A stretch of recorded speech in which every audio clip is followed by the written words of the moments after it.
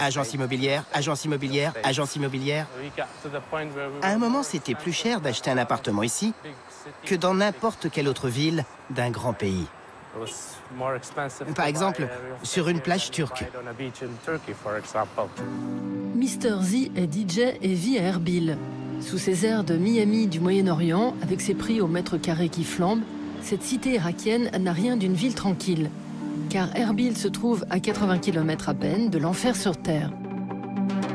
En juillet 2017, Mossoul est reprise à l'État islamique. Tout un symbole puisque c'est dans la grande mosquée de la ville que, 3 ans plus tôt, le chef de Daesh est filmé pour la première fois.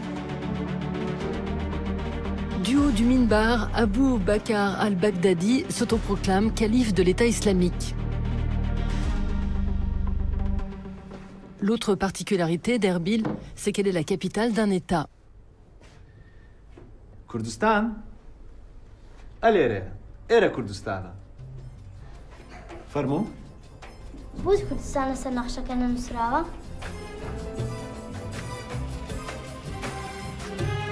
Si le Kurdistan a son drapeau, son armée, qui s'est notamment battue contre Daesh, et ses chanteurs qui exaltent l'esprit patriotique dans leurs clips, officiellement le pays n'existe pas, faisant des Kurdes le plus grand peuple au monde sans État.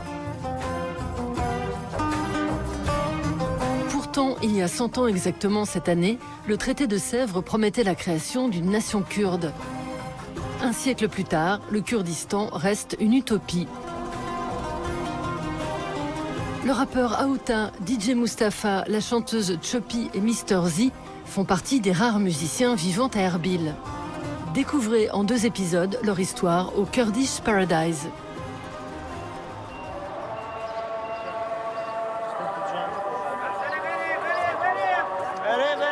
Installé à Erbil depuis qu'il a 13 ans, Aouta est l'un des rares rappeurs du Kurdistan irakien.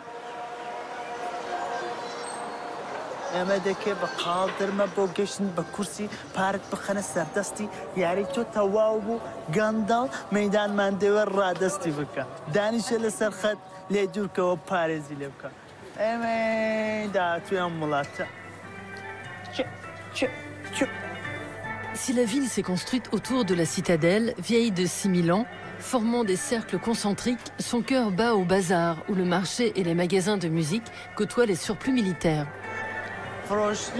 J'aime pas du tout ce genre d'endroit. Ces magasins qui vendent des uniformes et du matériel militaire.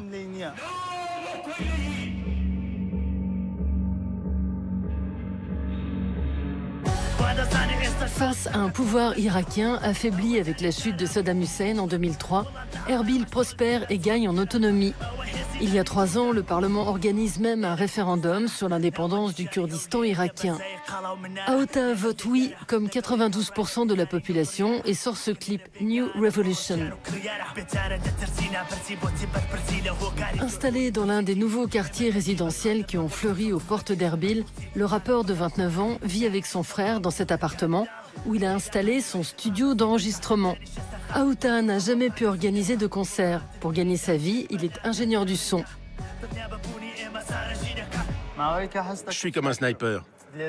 C'est comme si mes armes étaient ma bouche, mes mots, mon cerveau, tout se mélange et d'un coup je tire.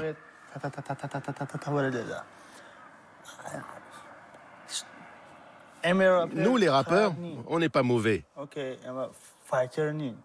On n'est ni des combattants ni des guerriers. On veut conjurer la guerre avec nos mots. On veut éloigner les mauvaises choses.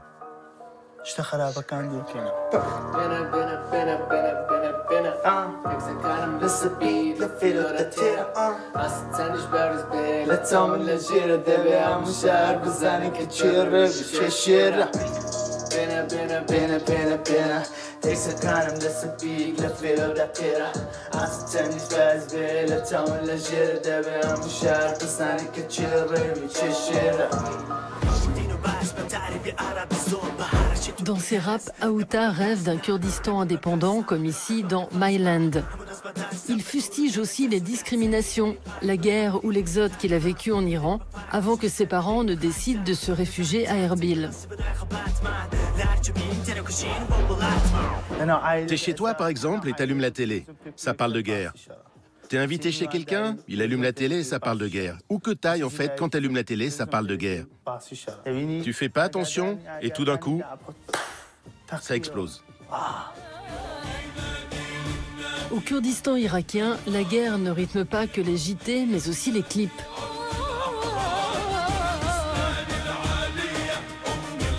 Ici, grâce à la chanteuse tunisienne Lamia Jamel, la Kalachnikov se porte avec du vernis à ongles.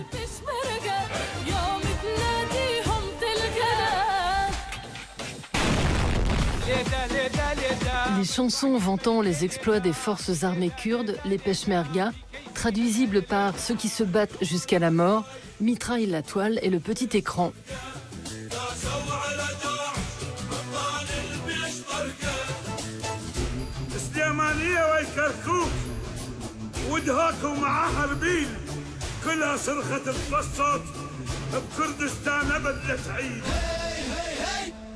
Malgré de nombreuses insurrections tout au long du siècle, la nation kurde reste un vœu pieux. Disséminé principalement sur 4 pays, l'Irak, l'Iran, la Syrie et la Turquie, le peuple kurde est aussi divisé par la présence de centaines de clans qui n'arrivent pas à s'entendre. Dans les montagnes isolées du Kurdistan, les chefs de tribus imposent leurs coutumes ancestrales, comme la pratique de l'endogamie, l'obligation de se marier avec une personne du même clan. Né à Nadjaf, une ville irakienne au sud d'Erbil, Mustapha quitte l'école adolescent, devient cireur de chaussures, avant de se lancer à 17 ans dans le DJing. Installé à Erbil depuis 2005, ce membre du clan des Korani gagne sa vie en animant des mariages kurdes. Dans le clan de mon père, il y avait un garçon et une fille qui étaient amoureux l'un de l'autre. Ils s'aimaient et avaient une relation depuis des années. Le garçon a essayé de demander la main de la fille plusieurs fois, mais les parents de la fille lui ont refusé. Du coup, il a enlevé la fille. Ils se sont mariés et se sont enfuis à Erbil, où ils ont vécu pendant 1 an. Et puis le père et la mère de la fille sont venus à Erbil pour la tuer. Et peu après, ils ont tué le garçon et son frère. C'était un vrai bain de sang.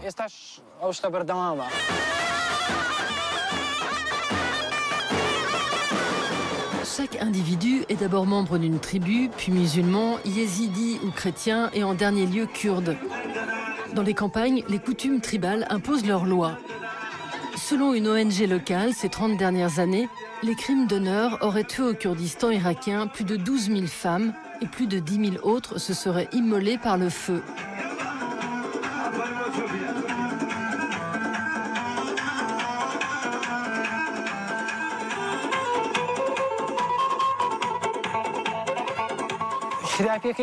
Les clans ne laissent pas les filles avoir une vie sociale. Moi, je fais partie d'un grand clan très connu. Et j'étais amoureux d'une fille qui venait d'un autre clan, qui est grand aussi.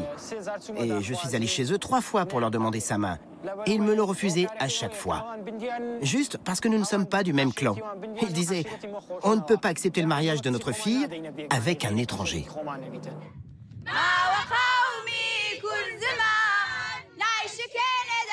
C'est une toute autre image de la femme que la propagande kurde met-elle en avant. Depuis quelques années, les forces armées kurdes irakiennes, mais aussi syriennes, intègrent des femmes dans leur rang. Les YPJ, unités de protection de la femme, qui se sont battues en Syrie contre Daesh, sont brandies dans des spots en anglais à destination de l'Occident.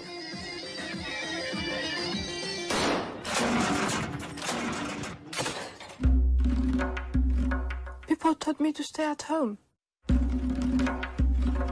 That I'm too soft to carry weapons.